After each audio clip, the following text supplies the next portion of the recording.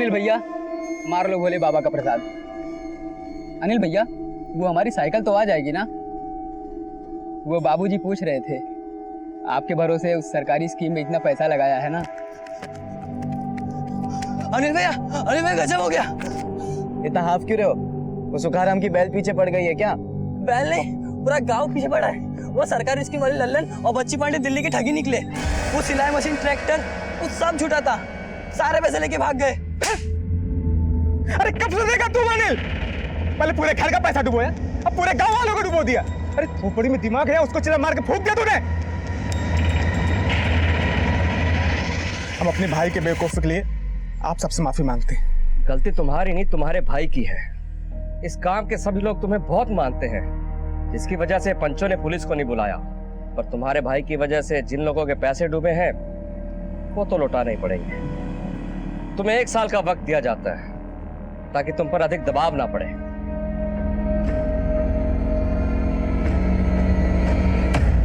अगर 1 साल तक गांव वालों का पैसा चुकाते रहे तो हमारे पास क्या बचेगा?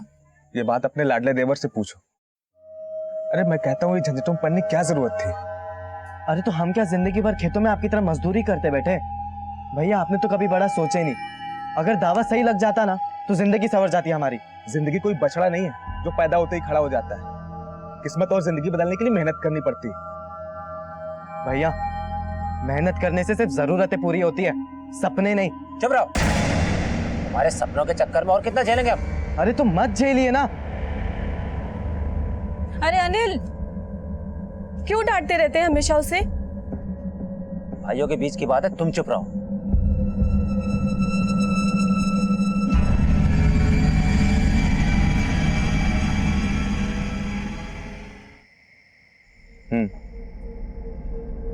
चलो बाद में बात करते हैं। अनिल, हाँ भैया।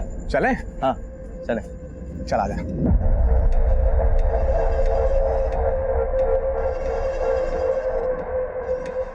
दीदी, आप बड़ी किस्मत वाली हो। सुभाष भैया कितना ख्याल रखते हैं आपका। प्रकाश की याद आ रही है? फिक्र मत कर, शहर गया है, बॉर्डर पर नहीं, कुछ ही घंटों में आ जाएगा।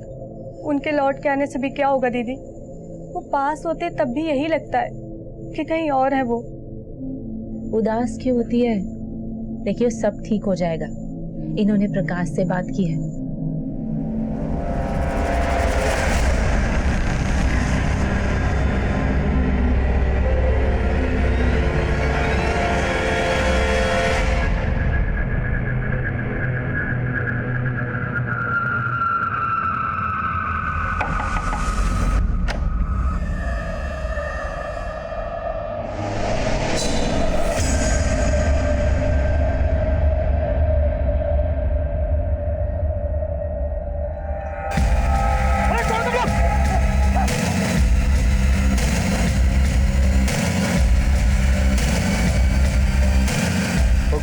गोपाल की जय कन्हैया लाल की।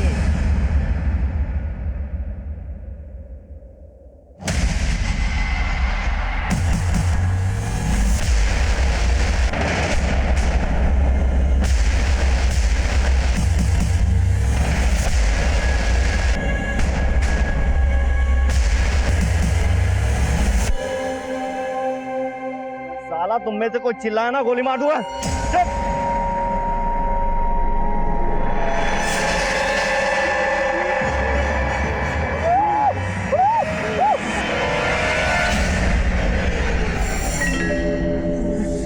इसको ले चलो।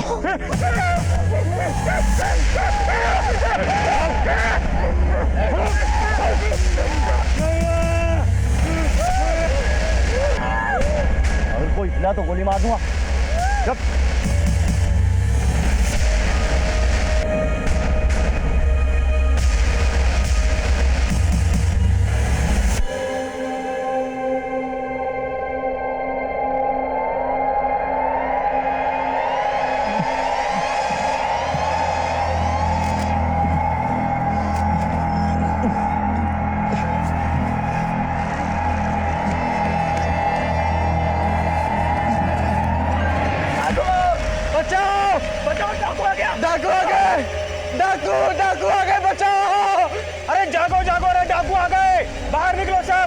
भाई डाकू आ गए।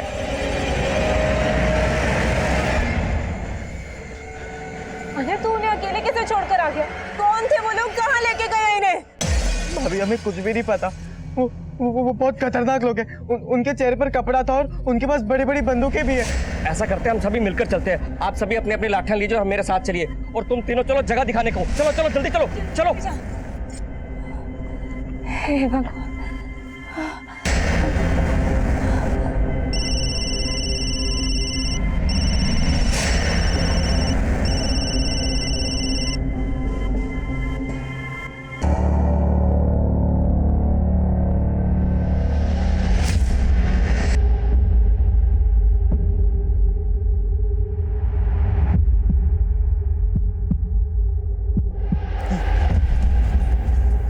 सरपंच जी, ये वही जगह जहाँ पर हम पे हमला हुआ था, वही कई झाड़ियों के पीछे हमें बांध के रखा था।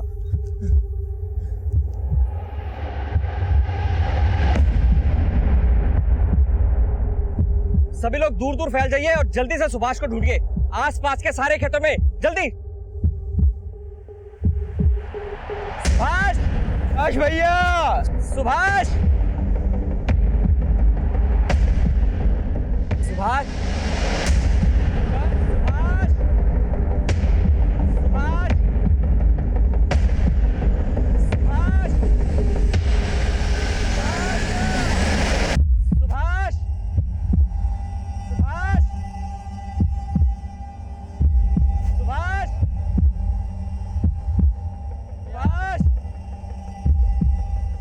क्या हुआ सरपंच जी? डाकू आए थे, अनिल, पीयूष और धर्मपाल को बुरी तरह से पीटा, और शायद वो सुभाष को अपने साथ ले गए। वो कहीं मिल ही नहीं रहा है। क्या? सुभाष, सुभाष भैया, सुभाष, सुभाष भैया, सुभाष, सुभाष भैया, सुभाष, सुभाष, सुभाष।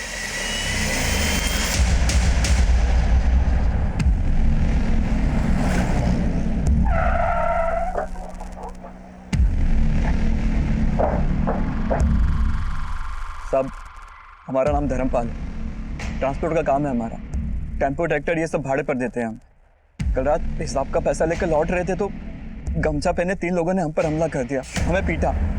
एक के पास तो बंदूक भी थी साहब, हमसे हमारे पैसे भी छीन लिए और फिर हमें बांध कर वहीं इंतजार करने लग गए। और फिर बेचारा वहाँ सुभाष आ गया और फिर अनिल और पीयूष आ गए। साहब, हम और पीयूष वहाँ से खाट लेकर आ रहे थे, फिर अचानक हम पर लाठियों की बरसात होने लगी।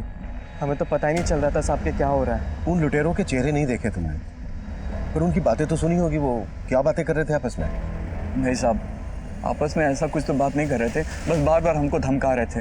फिर हम सबको बांध दिया साहब और सुभाष भैया को वहाँ से पीछे की ओर लेके चले गए। और साहब फिर थोड़ी देर बाद हमने हिम्मत की, अपने हाथ खोले और अपनी जान बचाने के लिए भागे साहब। इससे पहले तुम्हारे गांव में कोई ऐसी वारदात हुई है क्या? साहब, इससे पहले भी 1-2 लूटपाट की वारदातें हुई थी, मगर वो लोग ऐसे किसी को साथ में नहीं लेके गए। प्रकाश, तुम्हारे भाई सुभाष की किसी के साथ कोई दुश्मनी थी क्या? सुभाष भैया को हमने इतने सालों में किसी के साथ लड़ते झगड़ते नहीं देखा। शायद कोई ऐसा हो जो ये जानता हो कि रात को सुभाष खेतों को पानी देने जाने वाला है और उसने मौके का फायदा उठा लिया हो। साहब, आमतौर पर खेत में रात को पानी देने मैं जाता हूँ। कल मैंने भैया से कहा कि इस बार मंडी मैं जाऊँगा। हमें नहीं पता था कि भैया के साथ ये सब हो जाएगा। ये सब हमारे कारण हुआ। अनिल, पीयूष और धर्मपाल, तीनों के बयान बिल्कुल एक जैसे हैं। लग तो यही रहा है कि मामला लूट का है, पर एक बात समझ में नहीं आ रही है। अगर ये मामला सिर्फ लूट का है तो फिर वो लोग सुभाष को अपने साथ क्यों ले गए? सर, पूरा खेत और आसपास के जंगलों में शांत है।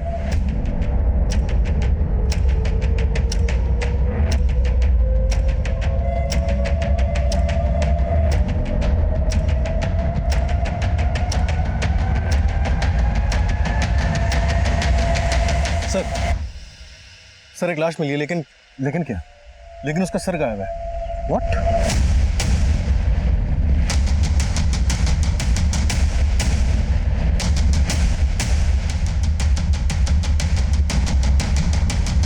भैया,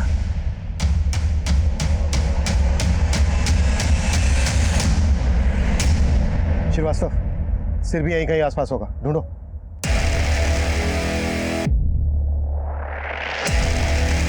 रुक रुक रुक बस बस बस बस रुक चाचा अरे रुक कह रहा था ले संभाल के पकड़ इसको। इस आदमी ने परेशान करके रख दिया यार। अरे चाचा यार तो अपने इलाज क्यों नहीं करवाता? पानी पीता कम है, निकालता ज्यादा है। अब जल्दी कर, वो उल्टी खोपड़ी गिरा देगा। हाँ चल बैठो जल्दी यार, बैठो बैठे। हाँ चले।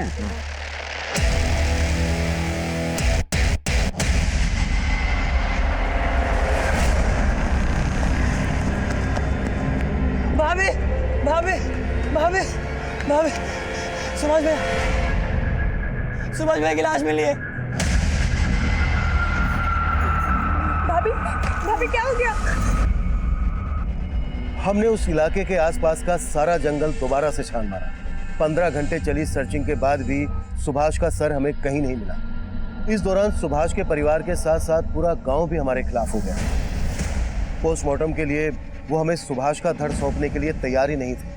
उन्हें समझाने के सारे प्रयास विफल रहे और आखिर में बेकाबू हुए गांव वालों ने चक्का जाम करने का फैसला किया। इससे पहले कि कोई अनहोनी घटे, हमें स्थिति को नियंत्रण में लेना था। गांव वालों का खोया हुआ भरोसा वापस जीतना था।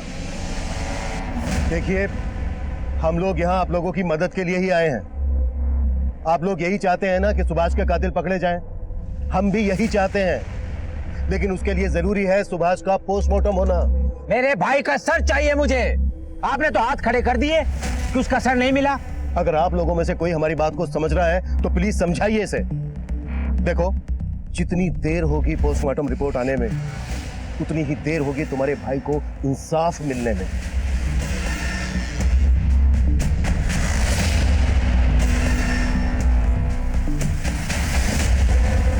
पूरा जंगल दोबारा से स्कैन किया।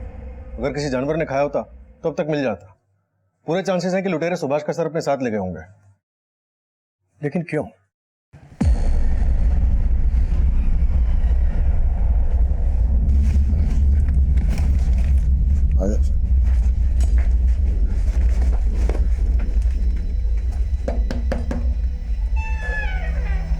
काम हो गया आपका।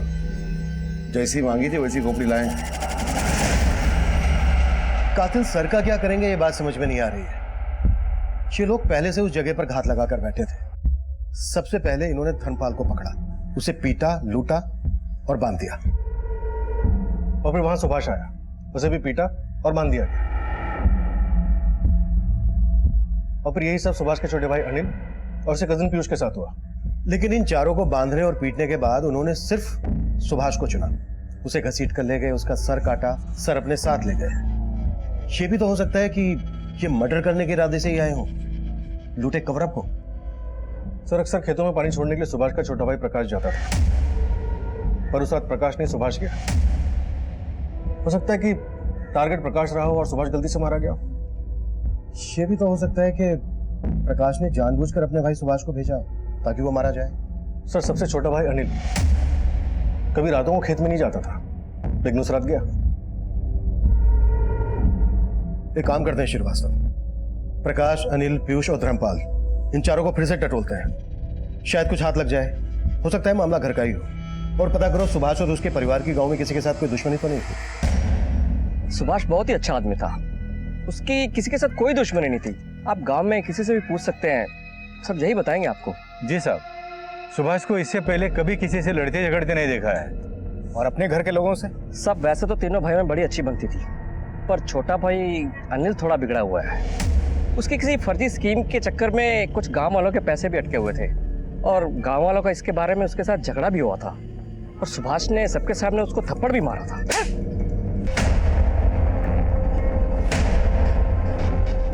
वो दिन क्यों चुना? कैसा सवाल है साहब? बहुत ही सीधा सा सवाल है प्रकाश। रोज खेतों को पानी देने तुम जाते थे और तुम्हारा भाई सुभाष मंडी, लेकिन उस दिन उल्टा हुआ और तुम्हारा भाई मारा गया। पर मुझे मालूम होता उस दिन वहां कुछ ऐसा होने वाला है, मैं खुद जाता, भैया को कभी नहीं जाने देता।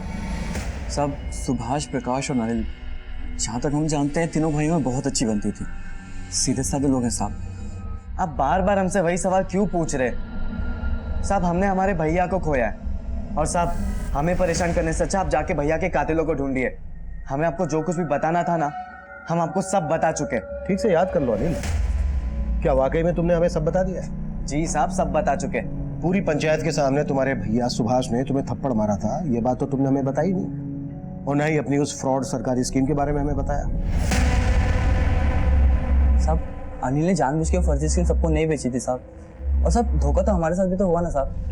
लेकिन सुभाष ने इसके लिए अनिल को जिम्मेदार ठहराया था, उसकी बेइज्जती की थी सबके सामने, इसलिए अनिल ने और तुमने मिलकर सुभाष को ही कहीं। ये क्या बोल रहे साहब आप? ना मैं ऐसा कर सकता हूँ ना अनिल। तो क्या प्रकाश ऐसा कर सकता है? आप पागल हो गए? हमारे लिए और प्रकाश भैया के लिए सुभाष भैया पिता समान थे। सब कुछ भी बोले जा रहे हो आप। गुस्से की धार अक्सर रिश्तों की डोर काट देती है। जब सुभाष ने सबके सामने तुम्हें थप्पड़ मारा था, गुस्सा तो आया होगा तुम्हें। तीनों भाइयों का रिश्ता इतना कच्चा नहीं था साहब। लेकिन ये बात एकदम पक्की है कि किसी ने तगड़ी दुश्मनी निकाली तुम्हारे भाई से, वरना कोई उसका सर काट के क्यों ले जाता? अगर दुश्मन घर के भीतर का नहीं है तो फिर कौन हो सकता है? हम नहीं जानते। पता नहीं साहब।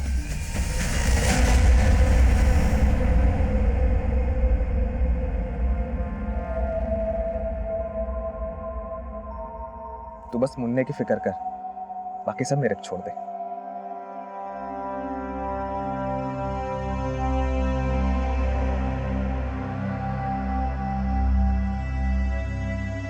दीदी, मुझे कुछ ठीक नहीं लग रहा है। प्रकाश कभी मंडी नहीं जाते थे, लेकिन उस दिन गए। उस रात जब ये सब हुआ तो हमने उन्हें फोन भी किया था। उन्होंने फोन काट दिया और फिर बंद कर लिया। क्या ये सब इत्तेफाक है?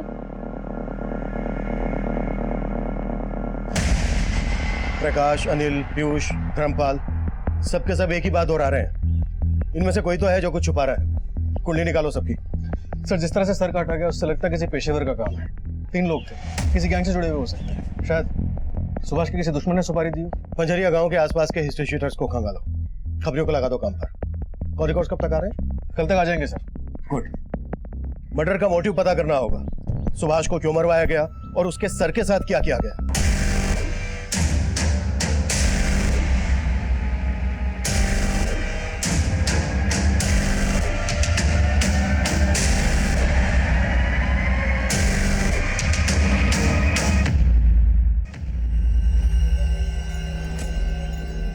ये लीजिए।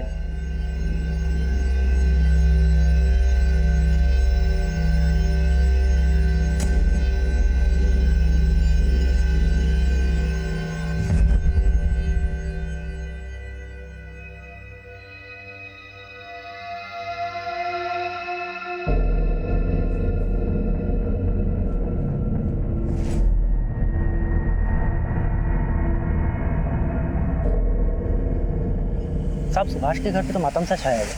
उसके परिवार के हर मेंबर पे नजर रखे, लेकिन कोई हरकत नहीं दिखाई दी। सब लोग शोक में ही हैं। और पंजरिया में कोई नया बंदा दिखा जिसने शायद सुभाष की सुपारी ली हो? वो काम भी चल रहा है सर। सुपारी लेने वाले सभी गैंग में छानबीन कर, जैसे कुछ पता चलता मैं आपको बताता हूँ। भाभी, अगर उस दिन हम भैया की जगह मंडी नहीं गए होते, आज सुभाष भैया। हमने उस रात आपको फोन भी किया था, आपने फोन काट दिया और फिर बंद कर दिया। क्यों? हम भाभी से बात कर रहे हैं। अंदर जाओ। हमसे कुछ छुपा नहीं है। ज्यादा होशियार मत बनो। क्या बात करें तुमसे? जब से तुम इस घर में आई हो ना, पूरा सुकून छीन लिया है।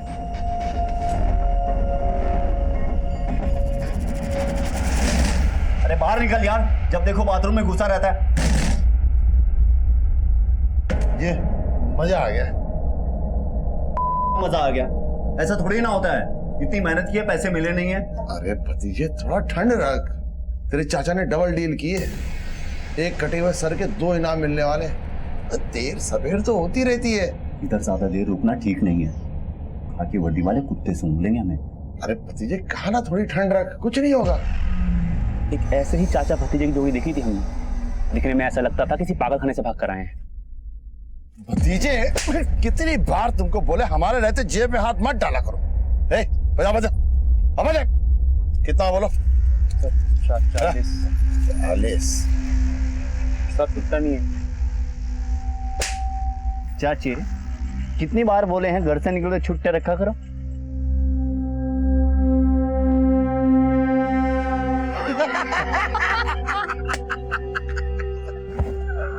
शायद बड़े अजीब लोग थे, या यूं कहें कि पूरे के पूरे पागल थे। अच्छा मगलू, ये सुभाष मौर्य की फैमिली के बारे में कुछ मालूम है क्या? किसी से कोई दुश्मनी, कोई अनबन? कैसी दुश्मनी, बड़े ही मामूली लोग हैं, खेती बाड़ी करने वाले। पर हाँ, जब हमें ये मालूम चला कि सुभाष मौर्य का सर गायब है, तब मेरे दिमाग की बत्ती चली। अच्छा, तो अपने इस दिमाग की बत्ती की रोशनी जरा हमारे केस पे भी डालना।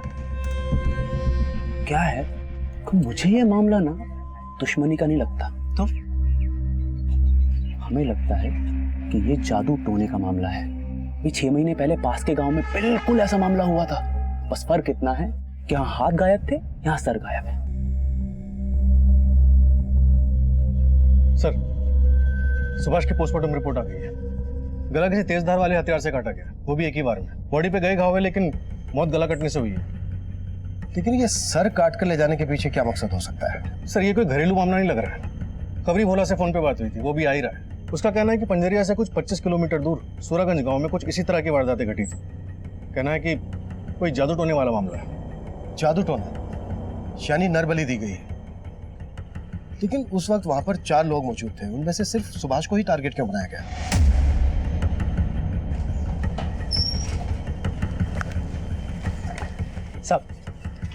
सब एक काम की खबर लाया। बोल। वो अपना हिस्ट्री शीटर है ना, विराज बनारसी, पंजरिया में देखा गया।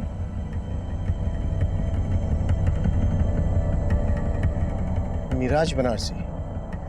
मिराज बनारसी लूट के काफी बड़े केसेस में इन्वॉल्व रहता है। तो 2000 रुपए की लूट के लिए इतनी मेहनत क्यों करेगा? बाद में कोई वजन नहीं है। एक भारी खबर भी लाया साहब। बोलना। गांव में 2 नए कबूतर आए हैं, चाचा भतीजे की जोड़ी। देखने में पागल टाइप के हैं। सर, हो सकता है कि उनका इस केस में कोई हाथ हो। चाचा भतीजे की जोड़ी। जिसने भी इस जोड़ी को देखा है उसकी मदद से इनके स्केचेस बनवा। और ये जादू टोने के बारे में क्या बोल रहा था? हाँ साहब, वो सूरागंज गांव है ना साहब, वहाँ पे भी ऐसे 2 केस सामने आए। 2 लाशें मिली हैं, एक का सर गायब है और एक का हाथ। हमें इस जादू टोने वाले एंगल में और घुसना चाहिए, क्योंकि सर काटने के पीछे ही वजह हो सकती है। बोला, सुभाष की फैमिली को और खंगालो। अनिल, प्रकाश, धर्मपाल और पीयूष, इन सबके पुराने पापों की पड़ताल कर। चल निकल। सूरजगंज में जो लाशें मिली हैं, सर कटी हुई और हाथ कटी हुई, इनका पूरा चक्कर पता करो, लेकिन अपने खुफिया तरीके से। किसी को कानो कान खबर नहीं लगनी चाहिए। समझ गया सर।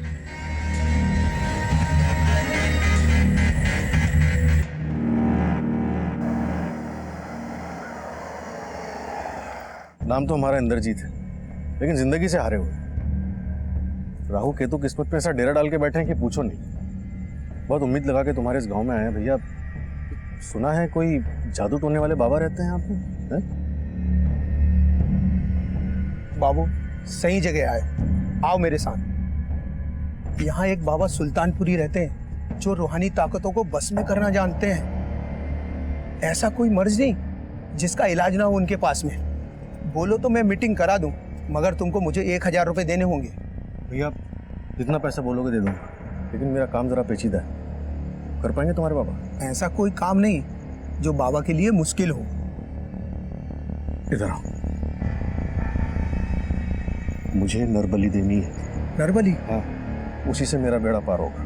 कर पाएंगे तुम्हारे बाबा? हो तो जाएगा, मगर थोड़ा पैसा ज्यादा लगेगा। अरे भैया, जय हो सुल्तानपुरी बाबा के लिए। चलो मुझे वहां पे, चलो जल्दी चलो।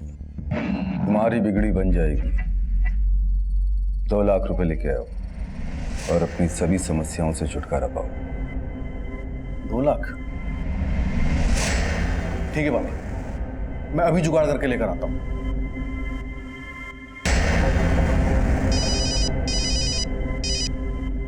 हाँ श्रीवास्तव, सूरजगंज का बाबा सुल्तानपुरी नरबली करने के लिए तैयार हो गया सर।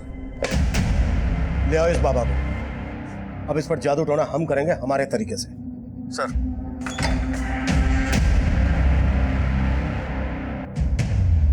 एक और हम जादू टोना और नरबली के एंगल में आगे बढ़ रहे थे, और दूसरी तरफ बाबा सुल्तानपुरी का यूं भाग जाना हमारे शक को और पुख्ता कर रहा था।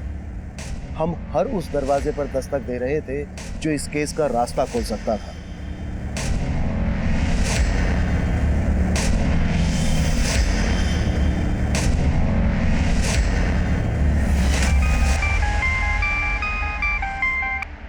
हेलो साहब, एक नई बात पता चली है। ये सुभाष का भाई प्रकाश पहले धर्मपाल के वहाँ काम करता था। लेकिन अभी कुछ दिनों पहले धर्मपाल ने उसे नौकरी से निकाल दिया। ये बात ना धर्मपाल ने बताई और ना ही प्रकाश ने। लगता है सुभाष की फैमिली काफी कुछ छुपा रही है हमसे।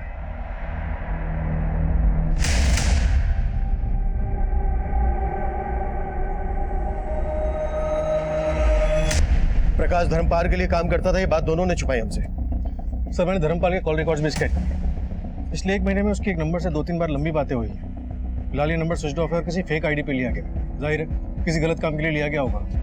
धर्मपाल को भी बुलाओ, प्रकाश को भी बुलाओ। नहीं साहब, हम नहीं जानते इन्हें। यही पूछने बुलाया था क्या साहब आपने? नहीं, कुछ और भी पूछना था। सुभाष का छोटा भाई प्रकाश तुम्हारे यहाँ काम करता था, ये बात तुमने हमसे क्यों छुपाई? साहब इसमें छुपाने वाली क्या बात है? वो काम में अच्छा नहीं था, हमने उसे निकाल दिया, तो फिर इसमें कौन सी बड़ी बात हो गई? साहब आप भी कहाँ से कहाँ कनेक्शन ढूंढने में लगे हैं। अरे हाँ, कनेक्शन से याद आया, एक नंबर है, इस नंबर से पिछले महीने तुम्हें 3 बार कॉल आया था। ये नंबर किसी राजवीर चतुर्वेदी के फेक आईडी पर रजिस्टर्ड है। कौन है बंदा? साहब कैसे याद रहेगा, आप ही बताइए। रोज न जाने कितने फोन आते हैं ये टेम्पो ट्रैक्टर का किराया जानने के लिए, उन्हीं में से किसी से बात हुई होगी हमारी। बाकी इस वक्त ऐसा कुछ याद नहीं आ रहा। याद आ जाता तो अच्छा होता, क्योंकि अगर तुम्हें याद आने से पहले हमने पता लगा लिया ना, तो बहुत दिक्कत हो जाएगी तुम्हारे लिए।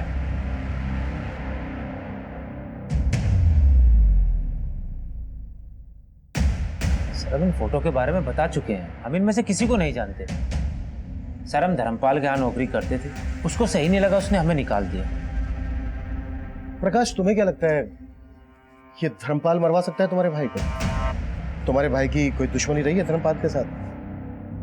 सर धर्मपाल उस दिन खुद मरते मरते बचा है, आप उस पर भी शक कर रहे हैं? आपके सवाल हो गए तो जाऊं मैं सर?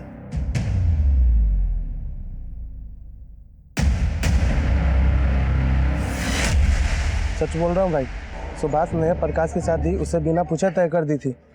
एक बार हमसे पूछ तो लेते, हमें नहीं करनी है शादी। अरे इसमें पूछने वाली बात क्या है प्रकाश? हमारे बाबूजी ने हमसे पूछ के शादी की थी हमारी। अब देख हमने जुबान दे दी तो हमारी जुबान की कोई कीमत नहीं है क्या? शादी तेरी सुमन से ही होगी, बस बोल दिए हम। हाँ सच है कि हम सुमन से शादी नहीं करना चाहते, नाराज थे भैया से। इसका मतलब ये तो नहीं कि हम अपने भैया को मार दें। अगर हमें मारना ही होता ना तो हम अपनी बीवी को नहीं मार देते। मतलब मारने के बारे में तुमने सोचा जरूर था? हम तो ये सोच रहे हैं साहब, आपके गोल गोल घुमाने में दिलचस्पी है, हमारे भैया के कातिलों को ढूंढने में नहीं। हमें शादी के खिलाफ थे, लेकिन हम अपने भैया के फैसलों की इज्जत करते थे। सुमन के साथ शादी करके खुश हो तुम? जी नहीं, काट रहे हैं, बिना किसी शिकायत के काट रहे हैं।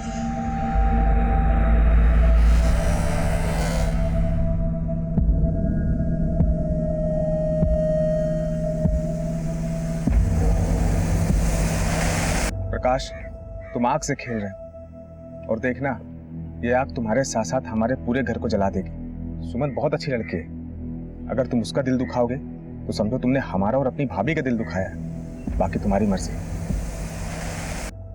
सर, बाबा सुल्तानपुरी के कॉल रिकॉर्ड्स में रेवापुर के ललित चौधरी का नंबर काफी बार फीचर हुआ है। जब मैंने रेवापुर थाने में इस बारे में बातचीत की तो पता चला कि वो गांव का मुखिया हुआ करता था, लेकिन झाड़ फूक और जादू टोने में धंसा होने के कारण लोगों ने उसका बहिष्कार किया और उसे हटा दिया। और सर इस ललित चौधरी की केस हिस्ट्री भी काफ़ी काली रही है, और ये भी पता चला है कि कुछ दिन पहले बाबा सुल्तानपुरी ललित चौधरी से मिलने के लिए रेवापुर गांव गया था।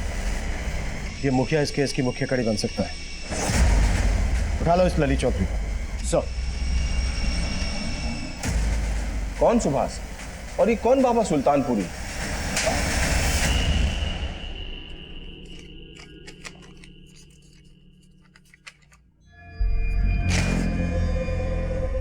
पिछले महीने में कम से कम 11 बार बात हुई है तेरी बाबा सुल्तानपुरी से, और गांव वालों ने बताया कि तू उससे मिलने भी गया था। अब जल्दी से बाबा का ठिकाना बता दे हमें, नहीं तो तुझे ठिकाने लगा दूंगा। अरे साहब, गांव वालों को तो पता नहीं किसी जन्म का बैर है मुझसे। झाड़ फूक के झूठे इल्जाम में मुझे मुखिया की कुर्सी से हटा दिया। अब ये इल्जाम, कसम से साहब मैं किसी बाबा को नहीं जानता। सिद्धार्थ सर इसकी हेकड़ी तो निकाल। सर, इस ललित चौधरी को काफी तोड़ा, लेकिन लगता है बहुत ही मोटी चमड़ी का है, टूटने का नाम नहीं ले रहा है। लेगा, जरूर लेगा, तोड़ते रहो। सर श्रीवास्तव, तुम ललित चौधरी की घर की तलाशी के लिए निकलो, शायद कोई काम की चीज हाथ लग जाए। सर।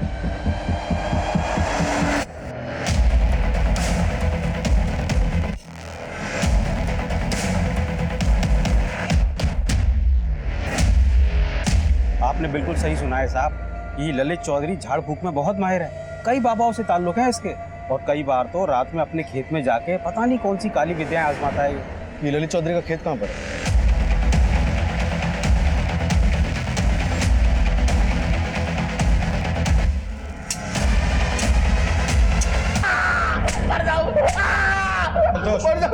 मत मारो साहब, मैं बताता हूँ, मैंने ही वो खोपड़ी अपने खेत में दफन की थी, पर मैं ये नहीं जानता कि किसकी खोपड़ी थी।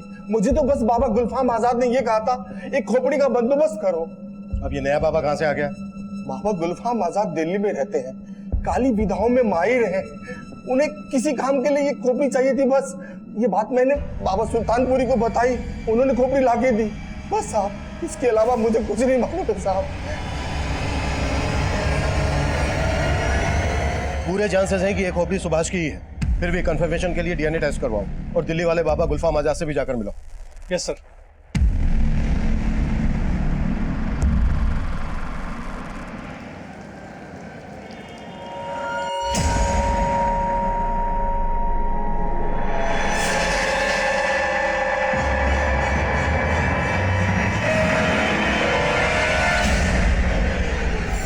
सर, इन चाचा भतीजा का भी क्रिमिनल रिकॉर्ड रहा है। इनके असली नाम फजलू और बिल्लू है। पंजाब में लूट और मारपीट के 2-3 केसेस में इनका नाम उछला था।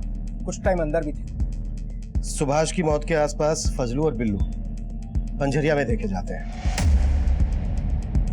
हो सकता है इस बार ये चचा भतीजे मारपीट और लूटपाट से आगे निकल गए हो, मर्डर की सुपारी ली हो।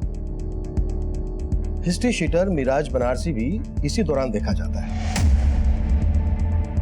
कातिल कुल 3 लोग थे।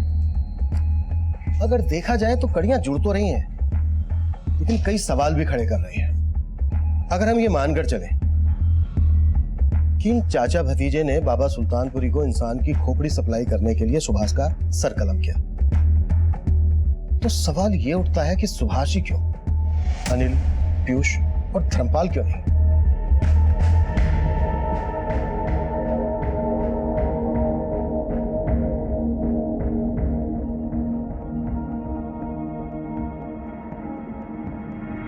तेरी जिंदगी पर शैतानी रूहों का साया है, और इन शैतानी रूहों से लड़ना इतना आसान नहीं है। तेरे हाथ की लकीरों को बदलने के लिए मुझे एक नया हाथ चाहिए। तुझे किसी आदमी का दायां हाथ काट कर लाना होगा। बाबा, आपका दायां हाथ काट दूं चलेगा? जनाब, आप मुझ पर बेवजह शक कर रहे हैं। बेवजह शक कर रहे हैं? चल भाग! अब मेरे पास एक खोपड़ी आई जरूर थी, लेकिन वो खंडित थी, इसलिए मैंने उसे वापस कर दी। अब वो खोपड़ी किस आदमी की थी ये मुझे नहीं पता। मैं किसी सुभाष को नहीं जानता ना, मैं इसमें से किसी को नहीं जानता। जनाब, मैं गुनहगार नहीं हूं। रूहानी ताकतों का इस्तेमाल मैं लोगों की परेशानियां दूर करने के लिए करता हूं। बस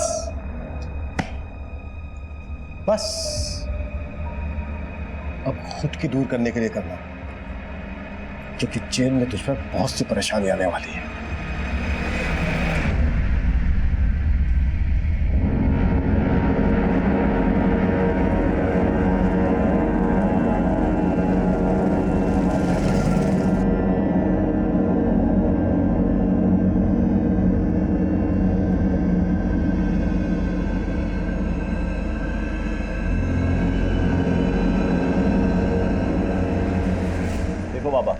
हमने आपको अच्छी ताजी खोपड़ी लाकर दी, हमारा पैसा नहीं मिला है अभी तक। अब हमारी खोपड़ी खराब हो रही है। आपको पता है हम कब से अंडरग्राउंड है। ए लड़के, आवाज नीचे। ओ बाबा जी, मेरे भतीजे को धमकाना मत। हमारा पैसा दे दो, हम चले जाएंगे। पैसा अभी नहीं मिल सकता, नई खोपड़ी ले आओ, दुगना मिल सकता है। क्या सोच रहे हो चाचा? उड़ा दो अपने भतीजे की खाली खोपड़ी और परोस दो इस बाबा को। अरे बात तो सुनिए साहब, ये सुनिए बात। अरे लेकिन ये वो हमने क्या आए थे भाई? हमारे हाथ सिर्फ वो चाचा भतीजा ही नहीं बल्कि बाबा सुल्तानपुरी भी लगा। तीनों एक ही जगह पर एक ही साथ धर लिए गए।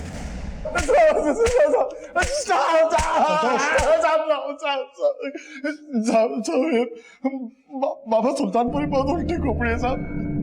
उसने हमको 2 लाख रुपए ऑफर दिया कटी हुई मुंडी लाने के लिए।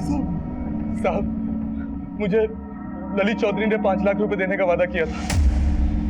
उसे एक इंसानी खोपड़ी चाहिए थी साहब। उसने कहा था काम खत्म होने के बाद पैसे देगा। मुझे बाबा गुलफाम आजाद ने 20 लाख रुपए देने का वादा किया था। किसी विधि के लिए उन्हें खोपड़ी चाहिए थी। जब उन्होंने खोपड़ी देखी तो वो नाराज हो गए। क्यों? ये नहीं चलेगी, इसके जबड़े टूटे हुए हैं। बाबा बड़ी मेहनत से मिली है, आप बोले तो गूंद से चिपका दूं। ले जा इसे, ये मेरे किसी काम की नहीं है। पर सुभाष को ही क्यों मारा? सुभाष के अलावा उस वक्त वहां पर 3 लोग और भी थे।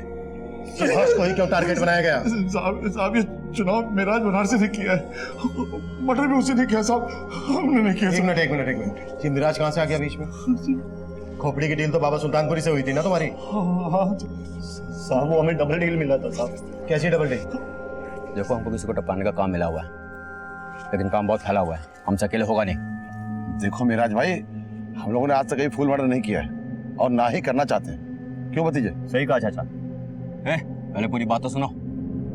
मारूंगा मैं ही, तुमको सिर्फ साथ देना है। देखो मुझे 1 लाख मिल रहा है, 50 तुमको दूंगा। मिराज भाई फेंको मत, हम जानते हैं आप 2 लाख से कम में काम नहीं करते। तो ठीक है, आखिरी ऑफर 80 दूंगा। बोलो साथ दोगे या कोई और बंदा ढूंढूं? लेकिन हमारी एक शर्त। कैसी शर्त?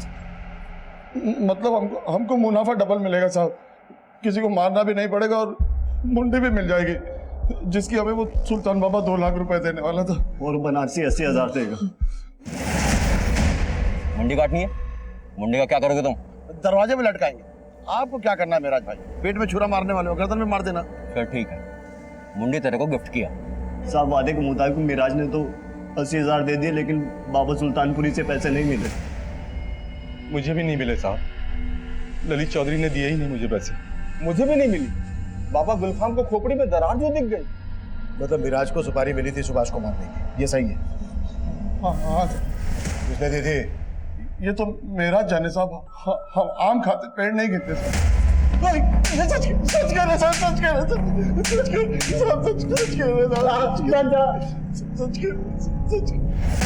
अब ये तो पक्का है कि सुभाष की सुपारी दी गई थी मिराज बनारसी को, लेकिन सुपारी दे कौन सकता है? अनिल, प्रकाश, पीयूष और धर्मपाल, इनके खिलाफ तो कुछ मिला नहीं। सर धर्मपाल के कॉल रिकॉर्ड्स में एक फेक आईडी से लिया गया नंबर मिला था ना, हो सकता है वो सुपारी उठाने वाले का, मिराज बनारसी का। पॉसिबल है, उठा लो धर्मपाल को। मैंने कहा था तेरे से कि तेरी याद आने से पहले अगर हमने पता कर लिया तो बहुत दिक्कत होगी तेरे लिए। हमें धर्मपाल से मिराज के बारे में कोई लीड नहीं मिली, तभी हमें हमारी खबरियों से मिराज बनारसी के ठिकाने का पता चला।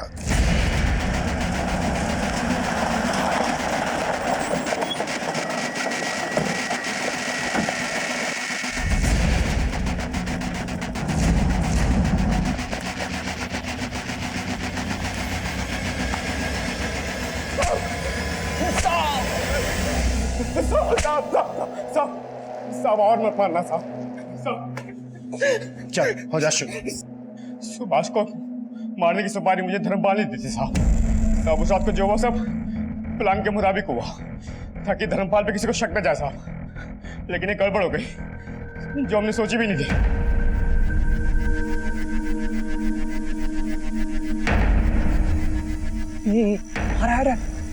बांधो जल्दी बांधो।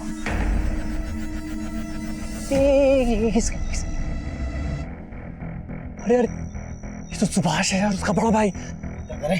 तुमको जो खोपड़ी चाहिए किसकी भी चलेगी। तो अपने भतीजे के काट कर जा। भाई मत। भाई का बदला भाई से लेंगे, मार दो इसे। हम जानते थे कि बड़े भाई सुभाष ने पूरी फैमिली को जोड़कर संभाल कर रखा हुआ है, हमें लगा कि अगर सुभाष ही मर जाएगा तो उसका पूरे परिवार ही बिखर जाएगा और यही सजा होगी उसके किए की। किसकी बात कर रहा है? प्रकाश की, अनिल की? प्रकाश की। एक वक्त था साहब जब प्रकाश हमारे लिए काम किया करता था। हम उस पर पूरा भरोसा करते थे। घर से कुछ भी लाना ले जाना हो तो उसको ही भेजा करते थे, लेकिन उसी ने हमारे घर पर डाका डाल दिया। लीजिए भाभी, हो गया आपका टीवी ठीक। कल ही तो ठीक किया था, बार बार बिगड़ क्यों जाता है? नहीं समझे? देखो हमारी आंखों में सुंदर नहीं है क्या हम? अच्छा, हमें ये बात पता चली तो हमने उसे काम से ही निकाल दिया। हमारी जिंदगी दुश्वार हो गई। शर्म नहीं आती तुम्हें? मालकिन होकर हमारे मुलाजिम के साथ। अब तुमसे तो कुछ होता नहीं है। मीनाक्षी, खबरदार ऐसी हरकत की तो हाथ तोड़ देंगे। प्रकाश इस घर में आता है, आता था और आता रहेगा, समझे?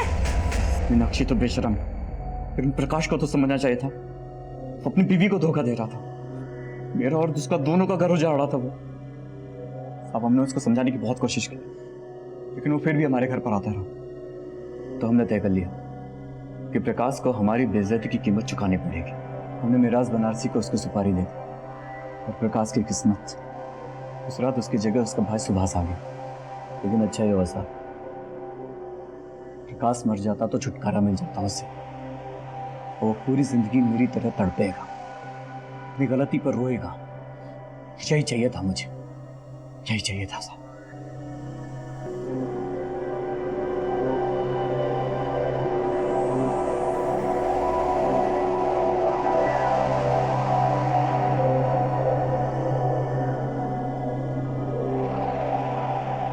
धर्मपाल जुडिशियल कस्टडी में है। धर्मपाल की पत्नी मीनाक्षी ने कोर्ट में डिवोर्स फाइल कर दिया है और दिल्ली से पकड़े गए बाबा गुलफाम आजाद ने इंटरोगेशन में ये कन्फेस किया कि वो देश के 5 राज्यों में ऑर्गन सप्लाई का रैकेट भी चला रहा था। धर्मपाल के अंदर एक लावा उबल रहा था। उसकी पत्नी की बेवफाई और ताने उसकी मर्दानगी को चोट पहुंचा रहे थे और आखिर एक दिन ये लावा फटा, जिसमें एक निर्दोष अपनी जान गंवा बैठा। सुभाष को इस बात का आभास बहुत पहले ही हो गया था कि उसका भाई आग से खेल रहा है।